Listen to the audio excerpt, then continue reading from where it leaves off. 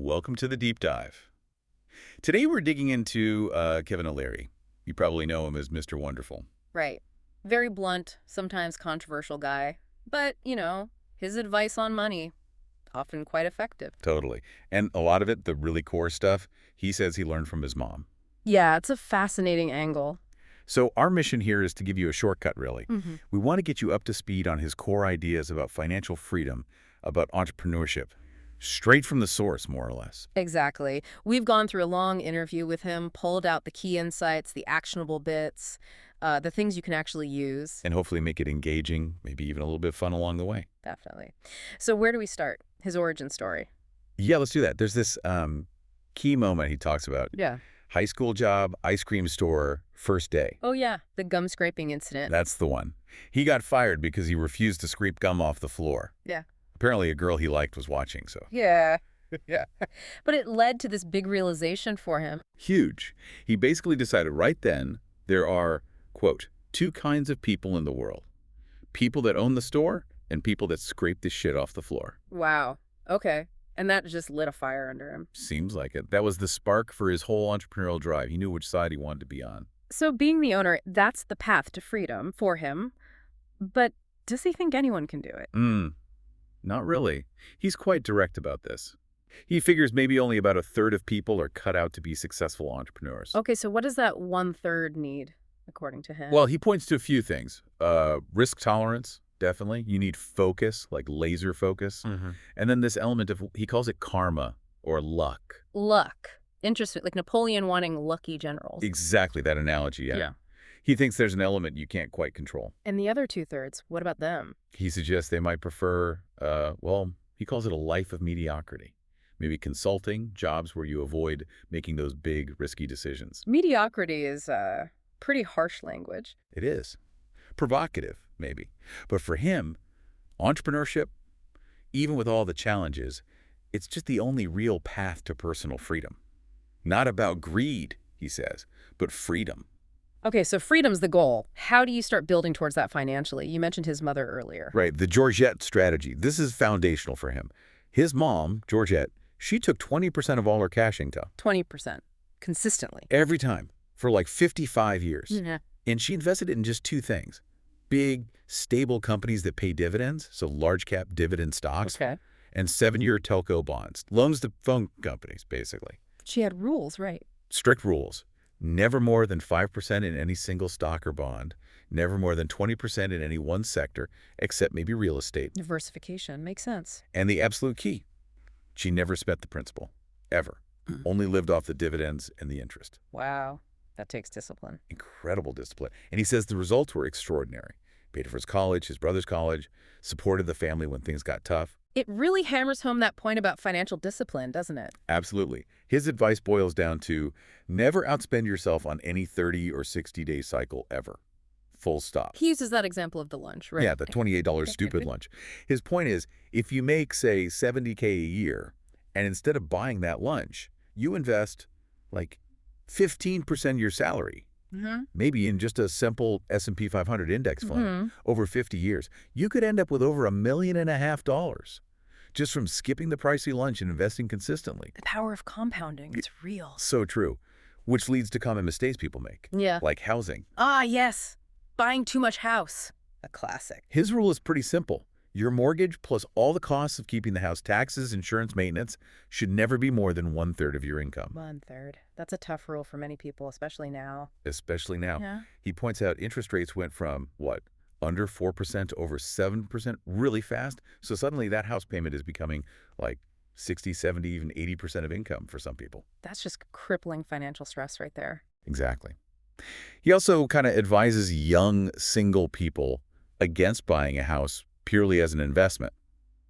Says it makes more sense when you're starting a family. Right. It's a lifestyle choice as much as a financial one. And speaking of big life choices, this one might surprise some people. He argues the most important financial decision you ever make is who you marry. Whoa. Okay. More important than your investments or your career. That's what he claims. He says he looked into it, and apparently most marriages can actually survive infidelity. Really? Yeah, but they can't survive financial stress. He reckons that's why almost 90% of unions eventually break up. 90% over financial stress. That's huge. And divorce. Financially devastating. He says it can wipe out up to 2/3 of your wealth between paying out your spouse and, taxes. Ouch. Okay, so his advice is, Financial due diligence in dating. seriously, like checking their credit score on the second date. Huh. Maybe not quite. But he jokes about these 5 love languages of money. Basically, watch out for certain types. You've got the mooch, the spenderaholic, the loafer, the thief. Okay, avoid those. Got it. Avoid with extreme prejudice, he says. The one you want to marry. He calls them the meanie. The meanie. Sounds appealing. He means someone balanced. Yeah. Someone who spends but lives within their means. His actual advice is, maybe by the 3rd date, start talking about money, financial goals, ambitions. See if you're compatible. Makes sense. Better to know early. Okay, let's switch gears. What about the tools for entrepreneurs, people actually building businesses? Right. So he learned a lot from working with Steve Jobs back in the early 90s. And one concept really stuck with him, the signal-to-noise ratio.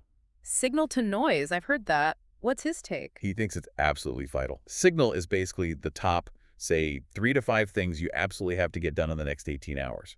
The critical stuff. And noise. Everything else. Okay. All the distractions, the emails, the meetings that don't matter, anything that pulls you away from the signal. And Jobs was good at this? O'Leary says Jobs operate at like 80% signal, 20% noise, really focused. Wow. And others? He mentions Elon Musk calls him 100% signal. He says Musk just doesn't deal with noise, even if it means sacrificing social stuff. Total focus. Yeah. And even Bezos apparently doesn't make big decisions after 1 p.m. because he feels the noise level gets too high later in the day. It's all about that disciplined execution on what truly matters. Okay, that's a powerful concept. How does that translate into, say, pitching for investment, like on Shark Tank? He has 3 key things he looks for, 3 bullet points for entrepreneurs. First, it's about the aura. The aura, before they even speak. Exactly. Eye contact, posture, just their presence. He claims he can size up winners or losers in like 2 minutes, just watching them walk onto the set. Okay, confidence matters. What's next? Second, you got to nail the pitch itself. Articulate your idea clearly, concisely 90 seconds or less, and crucially explain why you. Why are you or your team the ones to make this happen? Right, what's your edge? Your experience, lessons learned from failing before, maybe? Precisely. What makes you the executor? And then the third one.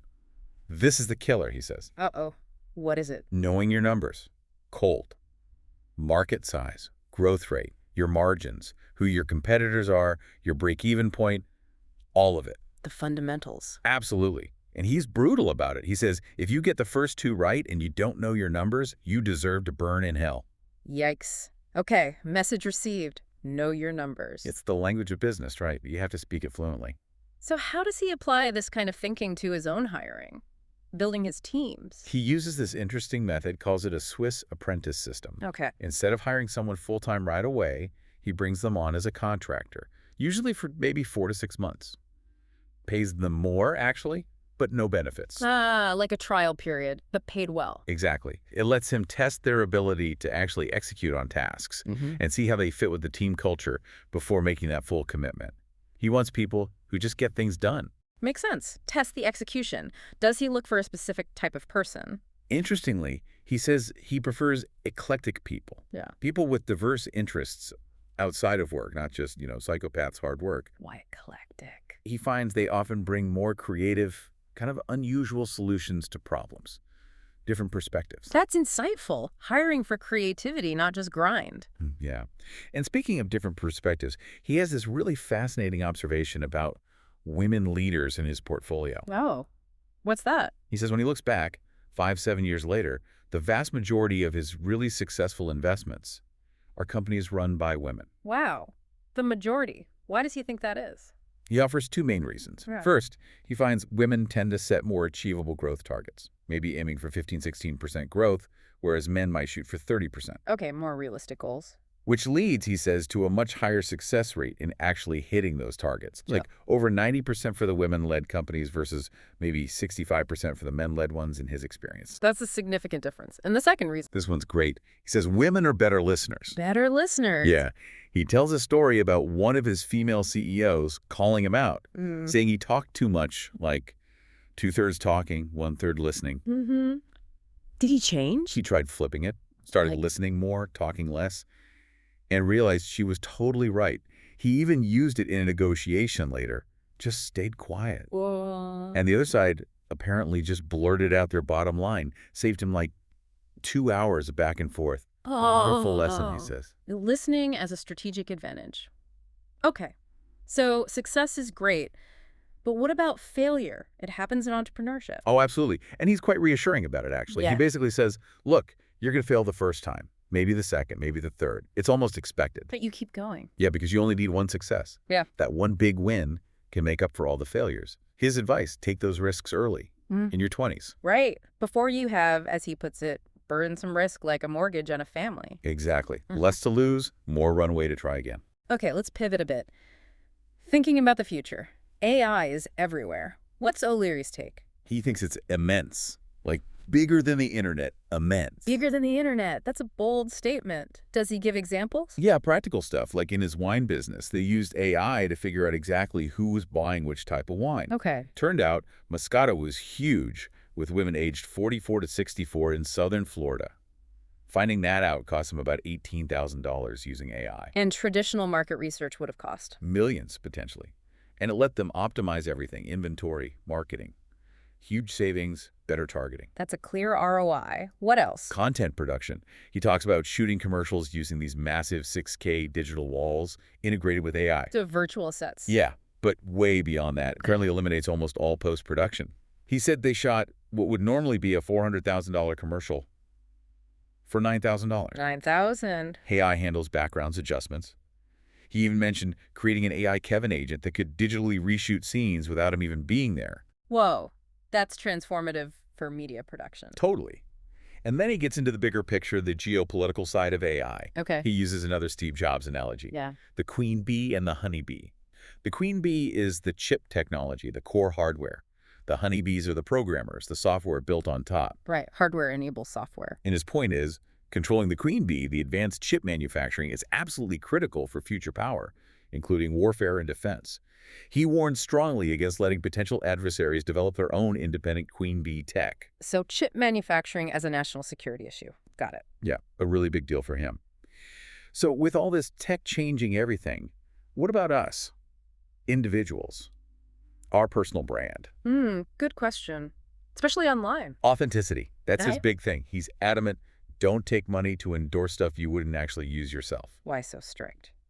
Because, he says, the minute anybody in your network thinks you're not authentic, you're fucked. Your credibility is gone. Harsh, but probably true in the long run. He even tells a story about turning down like £6 million for some endorsement because it just wasn't him, wasn't authentic. Said it wasn't worth damaging his brand. £6 million. Wow. That's commitment to authenticity. It's the long game, right? Transparency, honesty, even when things go wrong, that's what builds trust. Absolutely. Okay, shifting slightly again. Any advice on just living well, longevity? Yeah, he touches on that. Especially for people hitting their 30s, his advice is basically start focusing on longevity now. Ow. The basics, really. Yeah. Diet, sleep, exercise. Prioritize them. He genuinely seems to think that if you do, living to 120 is actually on the table these days. 120. Well, okay. Aim high. So with all this focus on business, money, longevity, what's the point? What about happiness? How does he define that? Good question. Does Mr. Wonderful talk about happiness? He does. And his definition is very O'Leary. For him, happiness is consistently achieving your goals. Consistently achieving goals. Yeah. Okay, so it's not a destination. Exactly. He stresses that. Happiness is not a destination. It's a journey. It's the process, the continuous striving and achieving. That makes sense. The pursuit itself. Yeah. So we've covered a lot of ground. From that ice cream store firing, Right to the Georgette strategy, financial discipline. choosing your partner wisely, the signal-to-noise ratio for entrepreneurs. Knowing your numbers, don't forget that. And women leaders, AI, authenticity. It really comes down to discipline, focus, knowing yourself, and executing. Authentically. A powerful set of principles, really. Definitely. So maybe the final thought for you listening is something to mull over. Okay. In this world that's just getting louder, more full of noise, how are you going to define your signal? What are the critical few things for you? And maybe what are those goals you're going to consistently pursue on your own journey towards happiness? Yeah, something to think about. Take these ideas, see what resonates, what you can apply. Keep learning, keep adapting. Make those choices.